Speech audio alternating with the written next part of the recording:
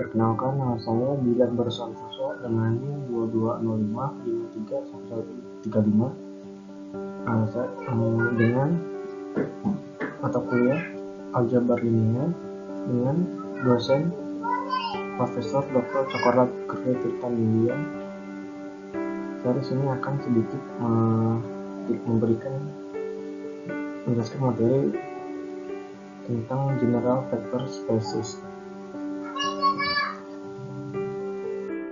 Yang pertama, introduction to general vector spaces.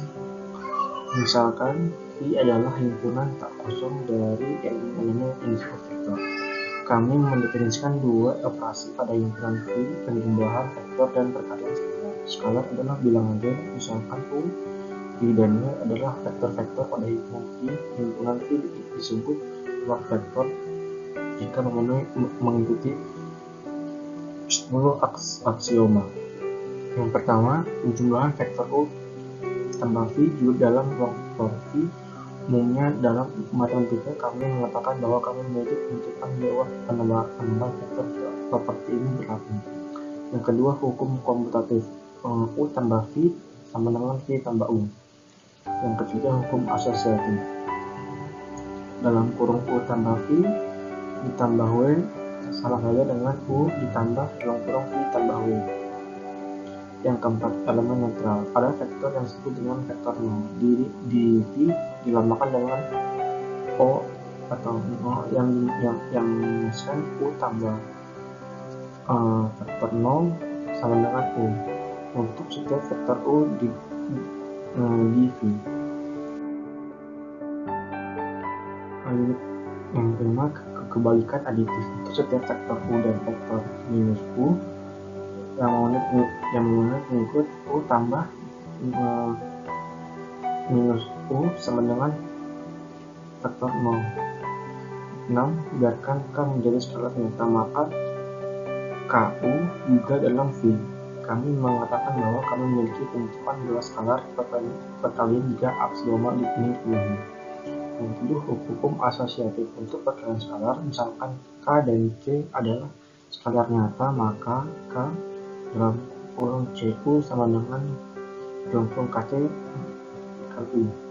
Yang ke-8, hukum distributif untuk vektor. Misalkan K adalah skalar nyata, maka K dalam kurung U tambah V sama dengan K kali U ditambah K kali V. 9. Hukum distributif untuk skalar. Misalkan K dan C adalah skalar nyata, maka dalam kurung K tambah C kali U sama dengan K kali U tambah C kali U. 10. Elemen identitas. Untuk setiap vektor U di V kita memiliki 1 dikali U sama dengan U. Dasar ruang vektor umum. Misalkan V adalah ruang vektor dan K adalah skalar nyata. Kemudian kita memiliki pertama untuk setiap skalar nyata kita memiliki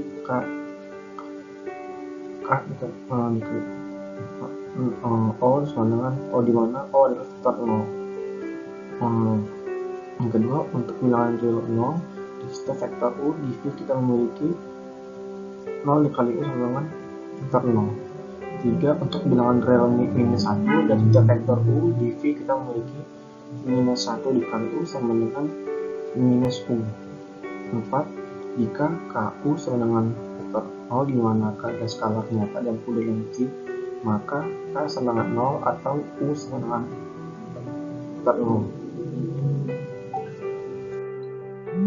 Yang kedua, subspace of vector space. Misalkan V adalah ruang vektor dan S adalah himpunan bagian tak kosong dari V.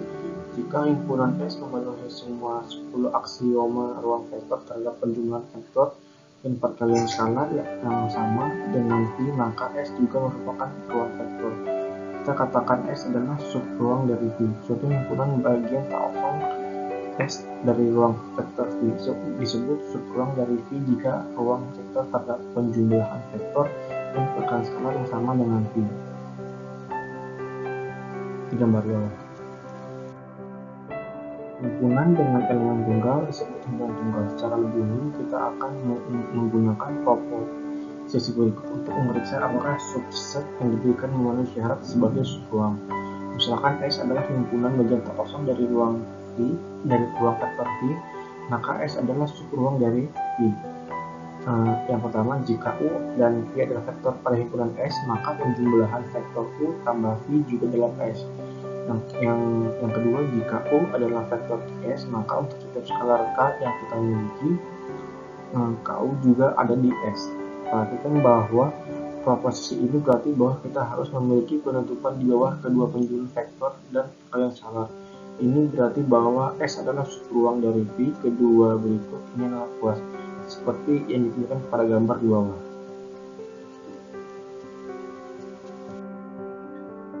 Revision of spanning set. Jika setiap vektor di dalam V dapat dihasilkan oleh kombinasi linear V1, V2, V3, dan Vn, maka vektor-vektor ini merantang atau menghasilkan ruang vektor V. Kami menyusun sebagai sepanjang vektor V1, V2, V3 hingga Vn.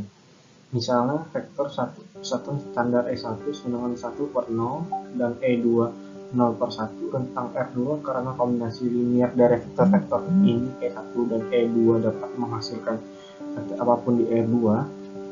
Untuk contoh, vektor U 1/1 merentang garis Y sama dengan X di R2 seperti gambar di bawah. Yang ketiga, linear independent n basis. Pada bagian ini kami memperluas definisi ini ke ruang vektor umum V.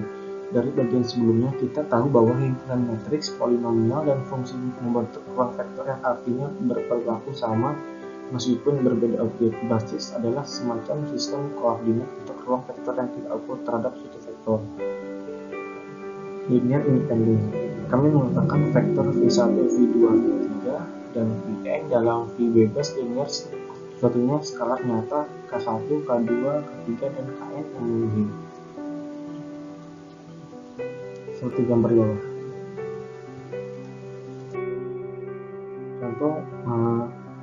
Contoh soal pada linear independent.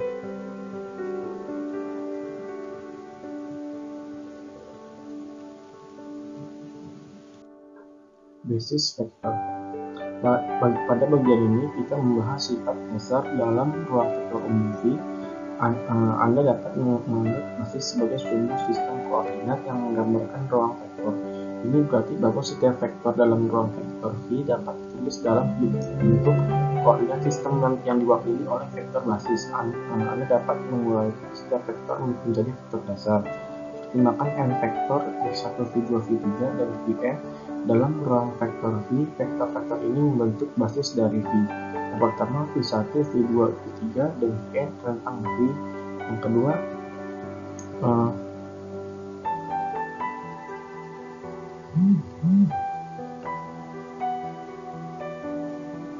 kita dapat menulis n vektor ini V1, V2, V3, dan Vn sebagai satu set seperti B sama dengan V1, V2, V3 hingga Vn. Ini umumnya disebut basis vektor.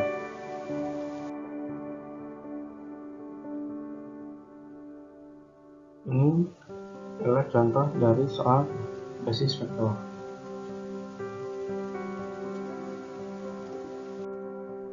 Sekian dari saya. Mohon maaf jika ada kesalahan dalam menerangkan materi, dan mohon maaf jika adanya kekurangan dalam pemaparan materi. Sekian dari saya, terima kasih.